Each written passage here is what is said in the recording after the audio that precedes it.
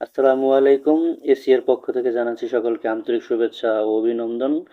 আজকে আমরা নবম দশম শ্রেণীর বাংলা প্রথম পত্র অর্থাৎ বাংলা সাহিত্যের প্রথম যেই কবিতা বন্দনা সেই সম্পর্কে আলোচনা করব। তো চলুন শুরু করি। বন্দনা কবিতাটি লিখেছেন শাহ মোহাম্মদ সগীর।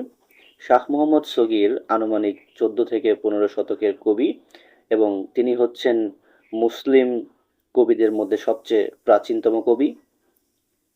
এখন আমরা কবিতার অর্থ নিয়ে আলোচনা করব। কবিতাটি হচ্ছে বন্দনা। তো বন্দনা অর্থ প্রশংসা। বন্দনা একটি প্রশংসামূলক কবিতা। এই কবিতায় গুরুজনদের প্রতি প্রশংসা, শ্রদ্ধা ও ভক্তি প্রকাশ পেয়েছে। বন্দনা কবিতাটি কবি শাহ মোহাম্মদ সগীরের ইউসুফ জুলেখা কাব্যের বন্দনা পর্ব থেকে নেওয়া হয়েছে। মূল কাব্যের শুরুতে কবি সৃষ্টিকর্তার প্রশংসা করেছেন।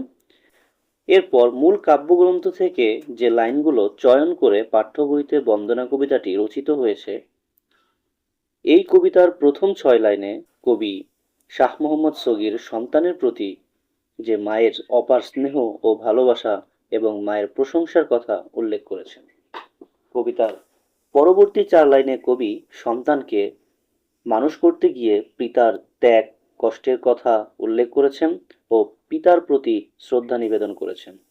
এর পরের 2 লাইনে কবি শাহ মোহাম্মদ সগীর জ্ঞানদাতা শিক্ষকের প্রতি শ্রদ্ধা নিবেদন করেছেন। কবিতার পরবর্তী 4 লাইনে কবি নগরবাসী, আত্মীয় স্বজন, বন্ধু, বয়স্ক এবং সকল সভাসদগণকে অপার শ্রদ্ধা নিবেদন করেছেন। কবিতার শেষ 2 চরণে কবি নিজেকে তুচ্ছ জ্ঞান করে সকলের কাছে তার জন্য দোয়া প্রার্থনা করেছেন। Hey there. Subscribe to my channel. And also press this bell icon.